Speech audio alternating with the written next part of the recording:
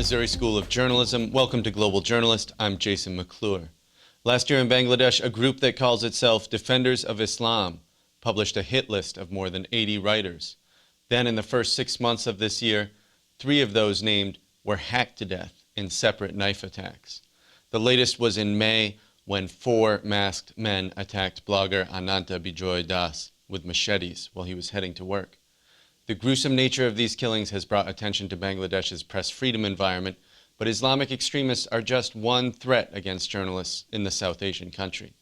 Bangladeshi journalists who criticize the ruling party or religion are also being censored or jailed. Since 2013, it's also closed 2 television stations and a newspaper.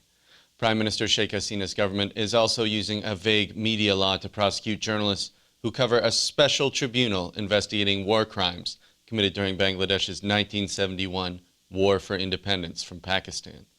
Today on Global Journalist, media in Bangladesh, caught between the government and religious extremists. We'll be talking to 3 journalists and writers who cover the country to get their views. But first, I'm joined by Sumit Galhotra. He covers South Asia for the Committee to Protect Journalists.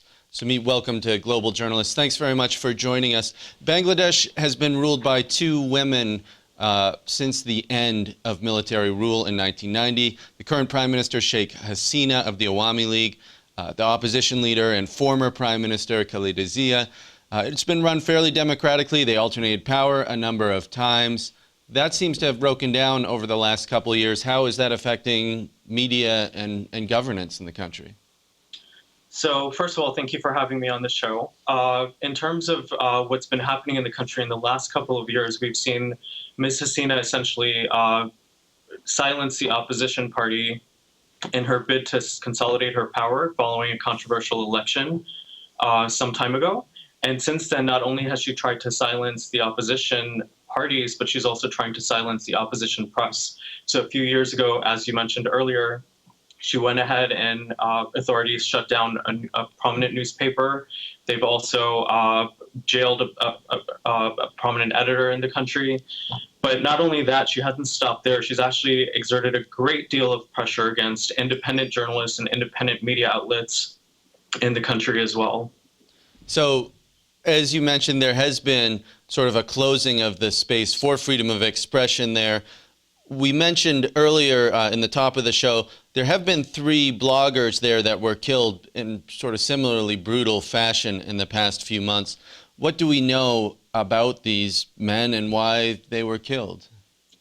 So the reason they're being killed is I think it speaks to a larger ideological divide that's taking place in Bangladesh between Islamists and secularists.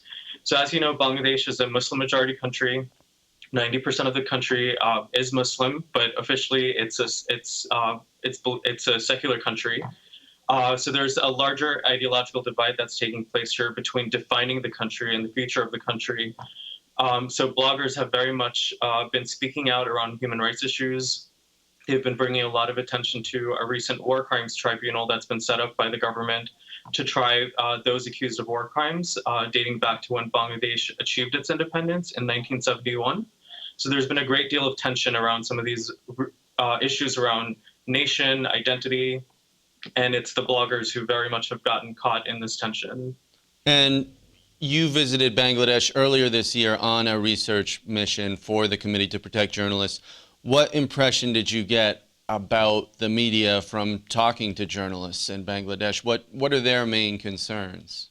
So yes, I was actually in Dhaka just one day before the blogger Avijit Roy was brutally killed in a very public place in Dhaka while he was visiting for a book fair. But during my meetings with several journalists, several activists in the country, I got a sense that the space for criticism is certainly closing. The government is engaging in many intimidation tactics to silence journalists, including people who have commented on this war crimes tribunal. Sheikh Hasina has, instead of going out and condemning the violence that's happened against bloggers or creating a freer environment for the press, she's actually taken the floor of the parliament to issue threats against prominent papers for reporting on terrorist organizations. She's branded them as terrorist agents. So she's using her power, her platform, to go after independent journalists, and that's been a really disturbing development over the past few months. Now, you research a number of different countries in South Asia, including Pakistan, India, Bangladesh. How does Bangladesh, how does the press freedom, the media environment there, how does it fit within the regional context, or even how does it compare with the press freedom environment in Bangladesh 10 years ago or 15 years ago? Sure. So South Asia as a whole is going through some serious deterioration in press freedom, in the climate for press freedom. Bangladesh actually right now, as our data stands, is actually, it has surpassed Pakistan as the most deadly country right now. It has surpassed India. It has surpassed Sri Lanka. So Bangladesh, we've documented these 3 bloggers who've been killed. Pretty much makes Bangladesh the deadliest country in South Asia for this year, if we take current data into account for 2015. And did you get a sense inside Bangladesh that this is something that is affecting ordinary people, or is this something that's just kind of a debate, a phenomenon among the elite? No, I think several journalists, not just in Dhaka, but out in the outskirts, they're coming under a severe amount of pressure. The government authorities have launched cases to harass journalists, to silence them from reporting critically. So this isn't just happening to the elite in the capital, Dhaka. It's happening in the outskirts. It's happening in other parts of the country. Many journalists that I spoke to said they have to self-censor. So it's not just the elite. It's happening very much across the board. Journalists are afraid to criticize courts, to criticize the government, and to criticize Islamists. Sumit Galhotra of the Committee to Protect Journalists, thanks for joining us. Thank you. Just a reminder, this is Global Journalist. I'm Jason McClure. This week, I'll look at recent attacks on the press in Bangladesh by both the government and Islamic extremists. If you're interested in more Global Journalist content, visit us online at globaljournalist.org. There you can read in-depth articles on international affairs and free press issues and download past episodes from our archive.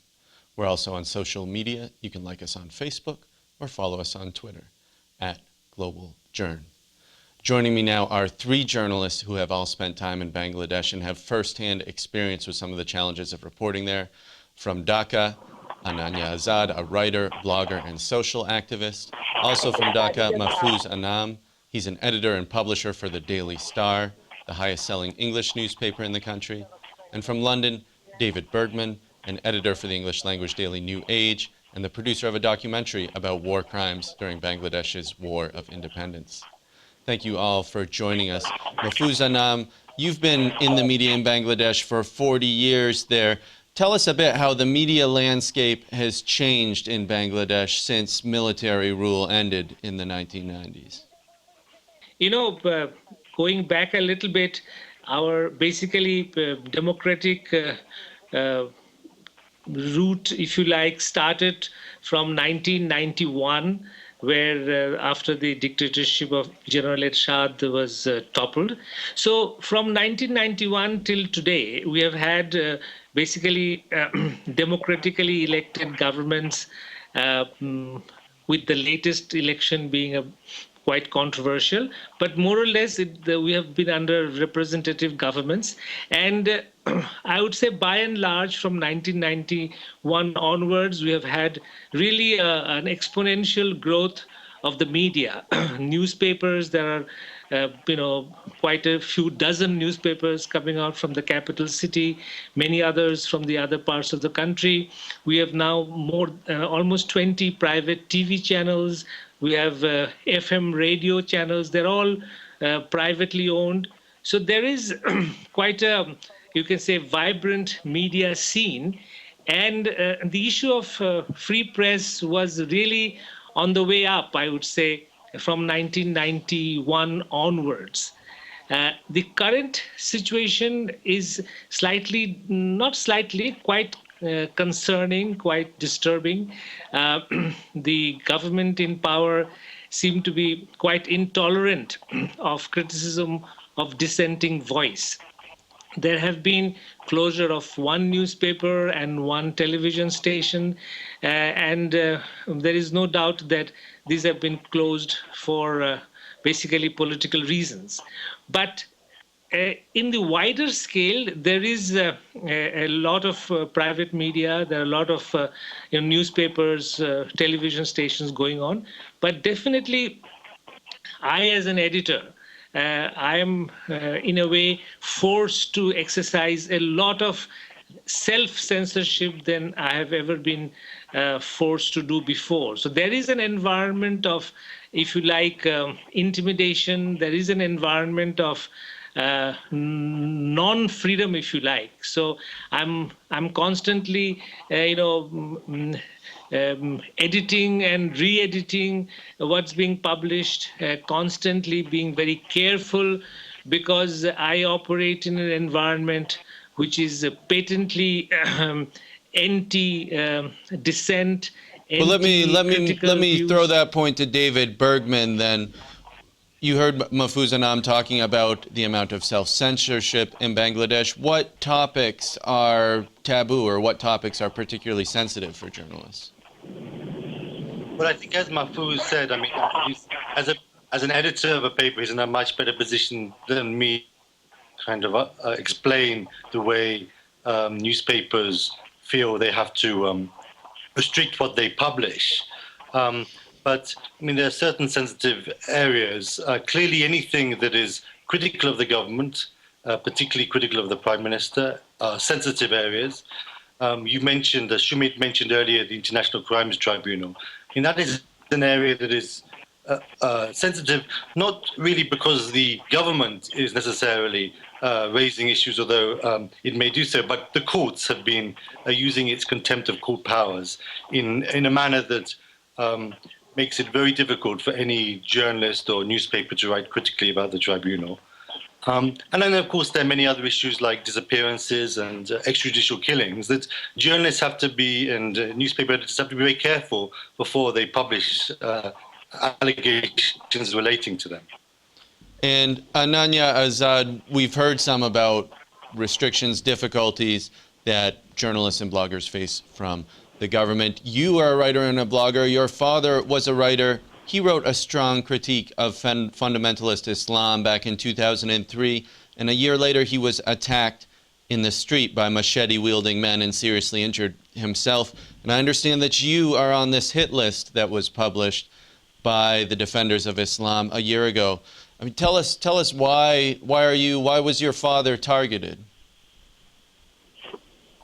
It's not 2003, it's 2004. My father was attacked, and the fundamentalists always capture our social people. Those are very creative, and those persons are want to do something in our country. And I always believe that if we love our country, we should do something for our country. So my father also do the same thing, and I also say him do the same thing. I also follow my father's philosophy. My father sometimes criticize Islam. Most of the time he criticize religious fundamentalists. And he support women's rights. He support human rights. So that's why the Jamaat Islami, one of the most dangerous fundamentalist group in Bangladesh, they planned and they killed my father. And tell us yourself, I understand that the fact that you've been on this hit list has caused you to take some precautions and change sort of how you live your daily life. You sent us a photo of yourself wearing a motorcycle helmet. I understand you wear that all the time, not just when you're on a motorcycle.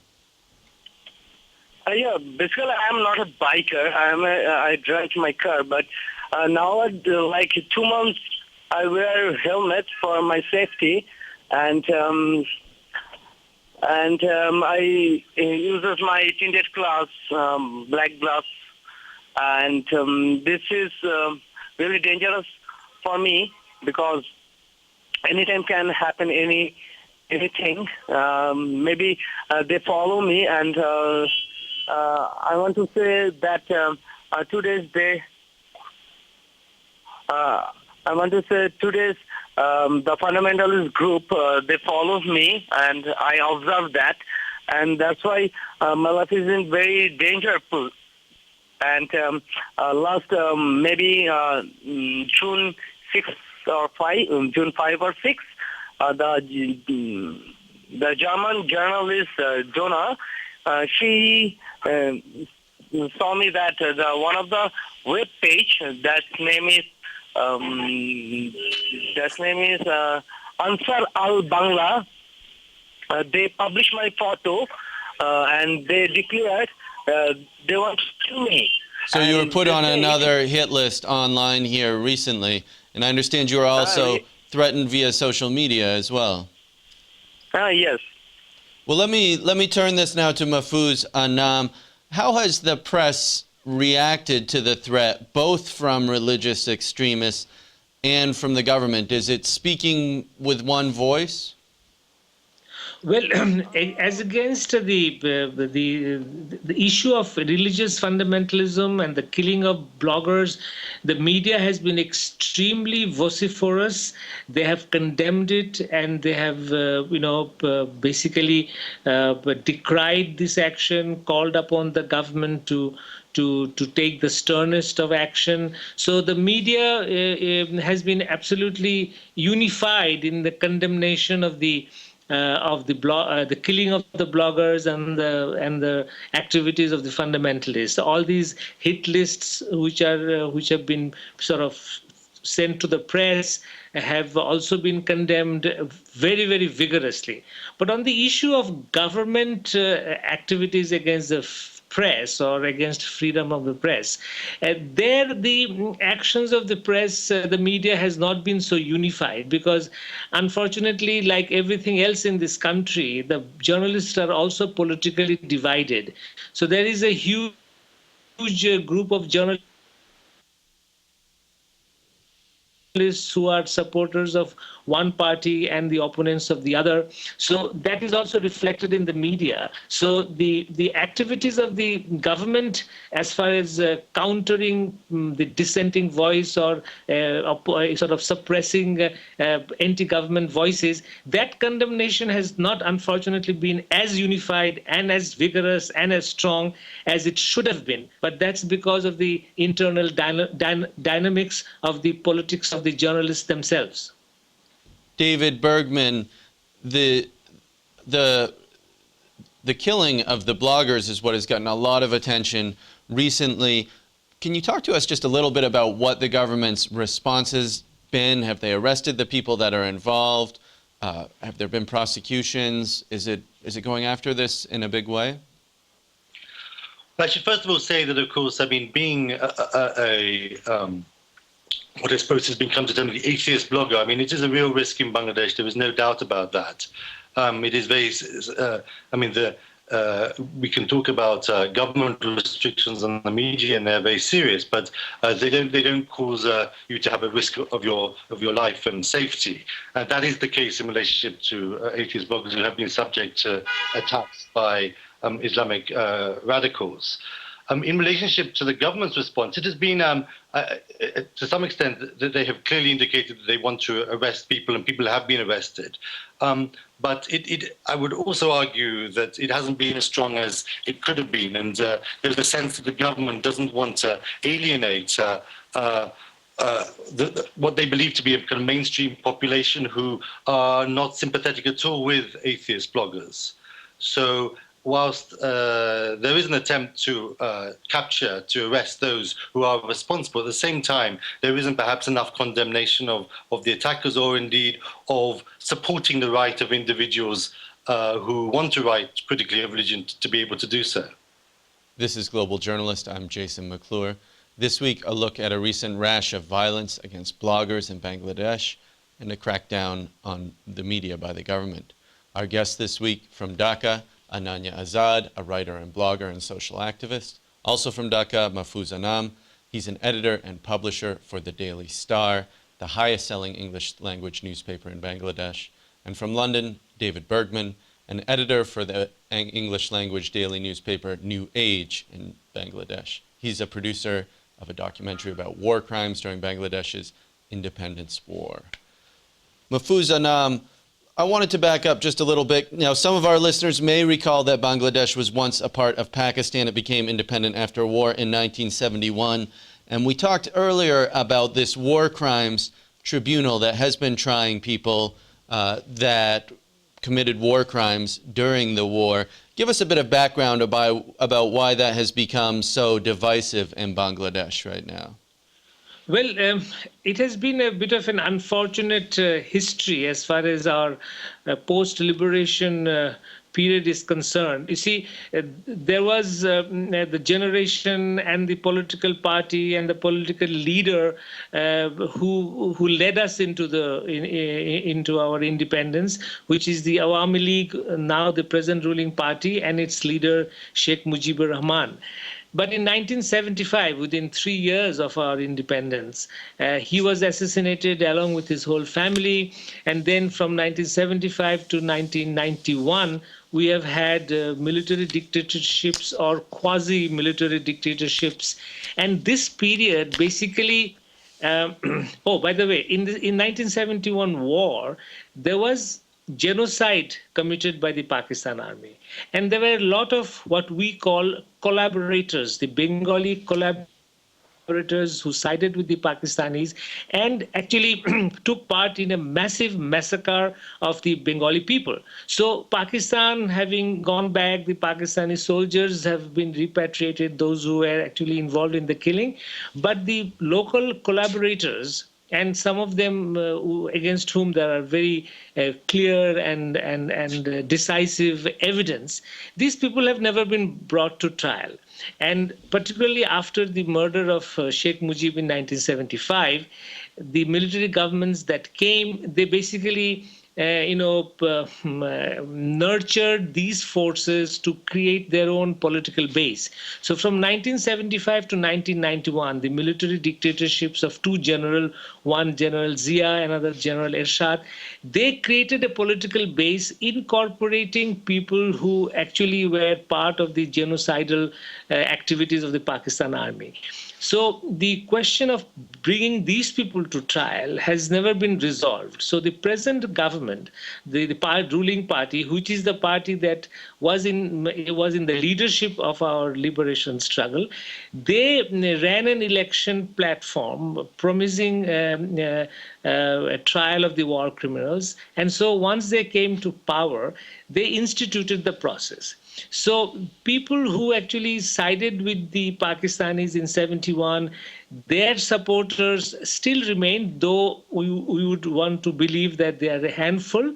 But when these people were put on trial, there was some sort of a view that why are we going back to what happened in 71? We should forget and move forward. And there were others, which includes me, who felt that no, this genocide of 71 will have to be accounted for. And people against whom there are clear evidence of murder and arson or abuse of people, torture, they should be put on trial. So when this trial was actually instituted and went on, obviously there were a huge amount of support behind it, and there were also some opposition to it, which again I would feel a minority voice. Well, because in fact the events happened 40 years ago, and so many people, even who had committed atrocities during that war, had lived their lives and become successful businessmen or had careers or just went on in some ways. Many of them joined politics and became politicians, and some of them were ministers also, along with other political parties. Well, let me just turn this to David Bergman, because I understand that you have covered this tribunal quite closely and that you and some other journalists have had significant difficulties from the court in covering it. And this seems strange, because this seems like something that should be open to the public, not least because the events happened 40-some years ago. I should first say that, I agree with almost every word that Mahfouz Anam said about the legitimate reasons to hold the trials and the widespread support for holding to account those who committed crimes during the 1971 war, many of which were atrocities. as a journalist, since I had been involved in making a documentary some years ago, looking at war crimes in 1971, I found myself in Bangladesh, in Dhaka, when the tribunal started. I thought it would be useful and interesting for me to cover them as comprehensively as I could, and initially that was possible, but the tribunals turned out to be very sensitive. It's a sensitive issue for the people of Bangladesh, obviously, but there was an enormous amount of political. It was important politically for the government, for the tribunals to operate successfully. And is this because the government's political opponents were put on trial? Is that one reason why it was sensitive? In part, they were not put on trial because they were political opponents. They were the people who were put on trial. There was good reasons for them to be the focus of attention by the investigation and prosecution authorities, but because they were members of the Jamaat-e-Islami, which was part of the opposition. Jamaat-e-Islami had supported the Pakistan military during the 1971 war, and subsequently these men had become political leaders of that party 40 years on. So inevitably, they were going to be subject to attention of the investigation and prosecution authorities. The concern that, as a journalist, for me is that there has been, I would say, overdue sensitivity on the part of the courts and others to critical commentary about the trials. My view was, and I think the view of some other people anyway, was that yes, there was every reason for these trials to take place, and there had been a successful campaign for these men to be brought to account. But now that the trials were happening, it was then important for there to be subject to critical commentary, as other trials all around the world are, as long as you aren't breaking sub judice rules and things like that. And so that was what I was trying to do. And it turned out that the many people who were supporters of the tribunal, as well as the tribunals themselves, have been very sensitive to criticism, and there have been quite a significant number of contempt of court prosecutions against journalists and other people who've been critical of the tribunals, either justifiably or not. And so, the situation now is that I would say, in my view, people should be able to write positively about the tribunal, but also there should be critical commentary about the tribunal. Everybody, there's lots of different views about the tribunal. There's not one view is necessarily objectively correct, but I think it's important for a country like Bangladesh holding these trials for all those views to be able to be expressed and published. And that now is not really possible. I think any newspaper or journalist writing critically about the trials is at serious risk of contempt of court unless they do it very, very carefully indeed. Unfortunately, we're out of time. That'll do it for this edition of Global Journalist, a production of the Reynolds Journalism Institute and the Missouri School of Journalism. Many thanks to Sumit Galhotra, Ananya Azad, David Bergman, and Mahfouz Anam for joining us. Global Journalist executive producer is Joshua Kransberg.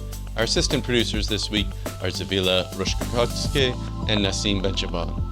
Global Journalist studio director is Travis McMillan from RJI, and our audio engineer is Pat Akers of KBIA. For all of us at Global Journalist, I'm Jason McClure. Thanks for joining us. We'll see you next time.